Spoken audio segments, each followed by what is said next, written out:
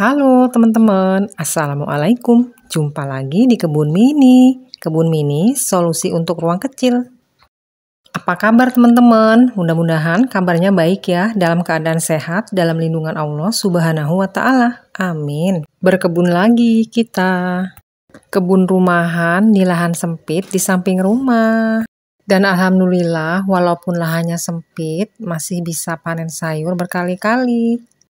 Lumayan lah kalau untuk kebutuhan keluarga kecil kami. Kalaupun ada lebihnya, bisa kita bagi ke tetangga.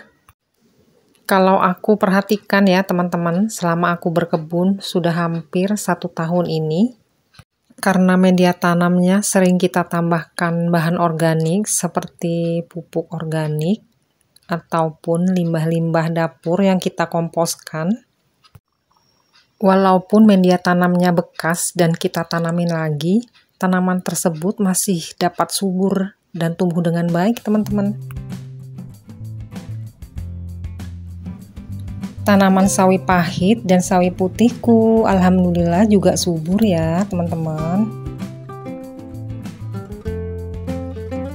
Dan ini tanaman tomat aku sudah berbuah, tapi belum merah ya, teman-teman. Mungkin minggu depan bisa dipanen. Dan ini juga waktu aku menanam tomat, bawahnya aku kasih tanah, terus limbah-limbah dapur, kardus bekas, terus tanah bekas, dan kompos hasil kompos sendiri loh teman-teman. Jadi intinya tanah media tanam yang kita tambahkan dengan bahan-bahan organik seperti limbah-limbah dapur yang dikomposkan, semakin lama semakin bagus ya teman-teman. Selanjutnya sebelum aku menanam brokoli, aku mau petik sawi-sawian dulu ya teman-teman.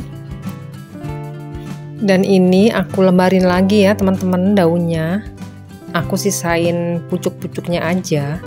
Ini sudah yang kedua kali ya teman-teman. Ini semayan brokoliku yang mau aku pindah tanam ya teman-teman, sudah besar-besar. Enaknya kalau sawi putih dan sawi pahit, kalau kita ambilnya per lembar, dia masih bisa beberapa kali panen ya teman-teman. Kecuali sawi caisim, kalau tidak cepat-cepat dipanen dia berbunga. Panen sawi seperti ini, anakku senang ya teman-teman, karena memang anakku lagi mengurangi nasi, jadi banyak makan sayur dan buah.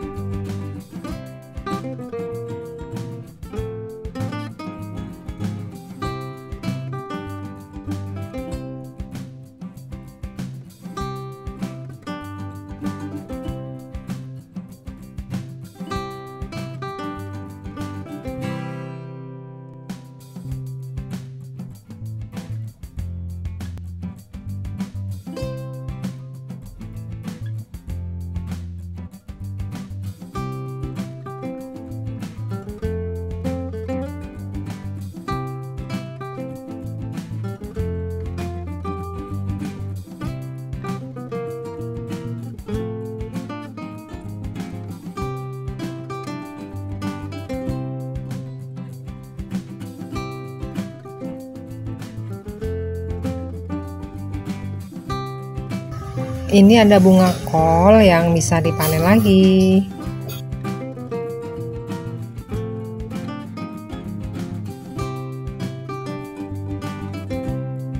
Dan ini bunga kolnya busuk ya teman-teman, 3 hari berturut-turut hujan, jadi ada yang busuk.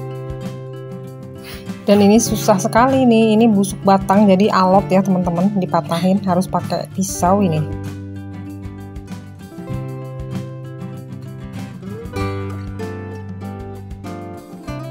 Seladaku yang aku biarkan terus meninggi masih bisa dipanen. Lihat teman-teman, sampai setinggi ini dan sudah berbunga ya teman-teman. Mungkin bisa dijadiin benih mandiri kali ya. Memang kalau selada yang sudah agak tua rasanya agak pahit-pahit gitu ya teman-teman. Tapi masih bisa lah untuk lalapan.